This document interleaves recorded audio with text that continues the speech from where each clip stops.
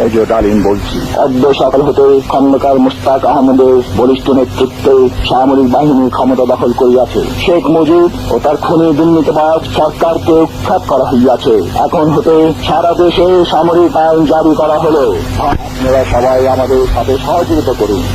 আপনারা নিশ্চিন্ত থাকুন, কোনো অসুবিধা আপনাদের হইবে না। বাংলাদেশ জিন্দাবাদ। 1975-এর 15ই আগস্ট ইথারে ভাইসা আসা এই বজ্র নির্ঘোষ শুনছিল দেশবাসী। প্রবল প্রতাপশালী শেখ মুজিবের শাসনের অবসান হয়েছে, সারা দেশে কারফিউ জারি হয়েছে। কিন্তু কি অবাক ব্যাপার, কারফিউ ভেঙে দলে দলে উৎফুল্ল জনতা নেমে আসছে রাস্তায়।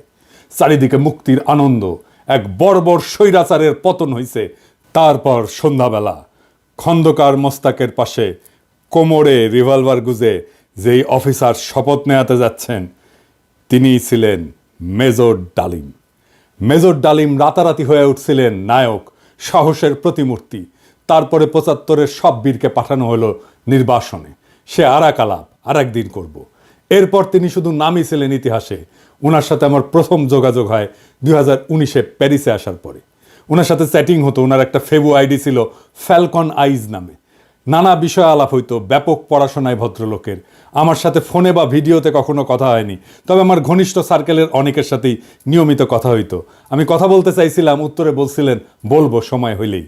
আমার স্বাধীনতা উত্তর বাংলাদেশ বইটা প্রকাশিত হইলে পড়তে চাইছিলেন, আমি পাঠাইছিলাম সুইডেনে ওনার এক শিষ্যের কাছে।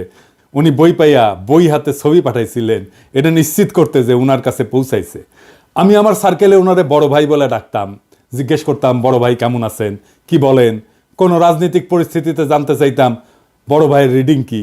একটা সময় খেয়াল করলাম উনি ভুলে যাইতেছেন জিনিসপত্র, ডাক্তারি ভাষায় যাকে বলে কগনিটিভ ডিজিজ। তখন থেকে ওনাকে বলতে শুরু করলাম বুড়া। তো জিগাইতাম বুড়াটার খবর কি। যাই হোক, উনি নাকি বলছেন যে ওনার বয়স 75 বছর, আসলে ওনার বয়স 78 বছর। ওনার জন্ম 1946 সালে উইকিপিডিয়ার তথ্য অনুসারে।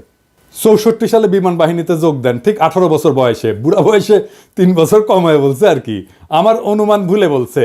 এপিসোডের স্ক্রিপ্ট লিখতে লিখতে ওনার ছবিটা খুঁজতেছিলাম, যে ছবিটা দেখাইলাম আমার বই হাতে, ছবিটা পাইতেছিলাম না। তো সুইডেনের বাইরে ফোন দিলাম, তো উনিও খুঁজতেছেন। এর মধ্যে বুড়া ফোন দিছে ওই সুইডেনের বাইরে। তো উনি যখন জানলেন যে আমি লাইনে আছি, উনি স্পিকারে দিলেন, আমি শুনতেছি। উনি বলতেছেন, আমাদের দুইজনকে স্পিকারে দিলেন। উনি জিজ্ঞেস করলেন পিনাকি কি দেখছে আমার লাইভ। আমি বললাম হ দেখছি বড় ভাই। তো সুইডেনের বড় ভাই ওনারা বলতেছেন, আপনি পিনাকির বই হাতে একটা ছবি তুলছিলেন না, আছে ওইটা। আমি শুনতেছি। তো বুড়া বলতেছে, পিনাকি বই লিখছে নাকি? কই, আমি তো দেখি নাই। তো রিসেন্ট মেমোরি নাই হয়ে যাইতেছে, আর্লি সাইন অফ আলঝেইমার্স। যাই হোক, বুড়া আমাদের মাঝে আরো অনেকদিন বাইচা থাকেন। ওনার লাইভ এপিসোড করছে ইলিয়াস। এইটাই সম্ভবত বাংলাদেশের মানুষের সর্বোচ্চ দেখা লাইভ। ইউটিউবে একসঙ্গে সর্বাধিক সংখ্যক দর্শকের লাইভ স্ট্রিমের রেকর্ডটা 8 মিলিয়ন। তবে এইটা বাংলা ইউটিউবের সর্বোচ্চ, এটা নিঃসন্দেহ। এবং আমার মনে হয় এই রেকর্ড আর কেউ কখনো ভাঙতে পারবে না। এইবার আসেন এপিসোডের প্রসঙ্গে। বাম, আওয়ামী লীগ আর প্রগতিশীল বিএনপির পুচ্ছে আগুন লাগিয়েছে একই সাথে। যাই হোক, আমি সবগুলা আগুন নিয়ে আজকে কথা বলবো না, কয়েকটা আগুন নিয়ে কথা বলি। প্রথম অভিযোগ কি, মেজর ডালিম নাকি খুনি। আসলে কি মেজর ডালিম খুনি? আসলে না খুঁজে দেখি। বিপ্লবী এবং সৈনিকদের খুনি বলা যায় না, কারণ তাদের কর্মকাণ্ড এবং উদ্দেশ্য সাধারণ অপরাধীর সাথে তুলনা করা যায় না। আদালত যখন প্রাণ নেয় সেটাকে খুন বলা যায়?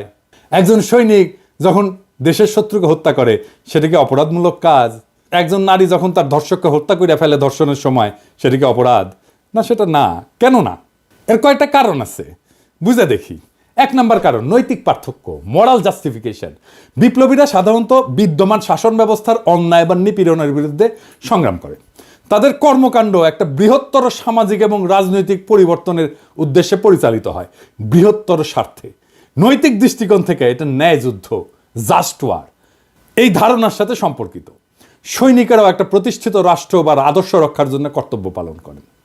2 নাম্বার, উদ্দেশ্যের মাহাত্ম্য। এটাকে ইংরেজিতে বলে এন্ডস ভার্সেস মিনস। বিপ্লবী বা সৈনিকদের কর্মকাণ্ডের উদ্দেশ্য ব্যক্তিগত স্বার্থ না, বরং এটা বৃহত্তর সমাজ জাতির জন্য। দার্শনিক ইমানুয়েল কান্ট বা জন স্টুয়ার্ট মিলের মতবাদে উদ্দেশ্যের গুরুত্ব এবং প্রভাব নিয়ে আলোচনা আছে। মিলের উপযোগবাদ বলে একটা তত্ত্ব আছে। এটা অনুযায়ী যদি একটা কর্ম বৃহত্তর জনগণের কল্যাণে হয় তবে সেটা নৈতিকভাবে গ্রহণযোগ্য। 3 নাম্বার, সমাজের দৃষ্টিভঙ্গি বা পারসেপশন বাই সোসাইটি। সমাজ সাধারণত সৈনিকদের রক্ষক এবং বিপ্লবীদের ন্যায়ের প্রতীক হিসাবে দেখে। সময়ের সঙ্গে অনেক বিপ্লবীকে নায়ক হিসেবে স্বীকৃতি দেওয়া হয়। এটার আইনি ব্যাখ্যাও আছে। 1 নম্বর হইতেছে যে লেজিটিমেসি অফ অ্যাকশন, মানে রাষ্ট্রীয় বৈধতা। সৈনিকদের কর্মকাণ্ড রাষ্ট্রীয় আদেশের আওতায় ঘটে। আন্তর্জাতিক আইন অনুযায়ী যুদ্ধ বা প্রতিরক্ষায় হত্যা বৈধ, যদি তা যুদ্ধের আইন মেনে চলে। 2 নম্বর হচ্ছে রাজনৈতিক লড়াই বনাম অপরাধ, পলিটিক্যাল স্ট্রাগল ভার্সেস ক্রাইম। বিপ্লবীরা সবসময় বিদ্যমান আইন ভঙ্গ করে। বিপ্লব বা অভ্যুত্থান বিদ্যমান আইনের উপরে। সেই জন্যে বিপ্লবীদের কর্মকাণ্ডকে অপরাধ হিসেবে বিবেচনা করা যায় না, কারণ আইন এটা সংজ্ঞায়িত করে বা ডিফাইন করে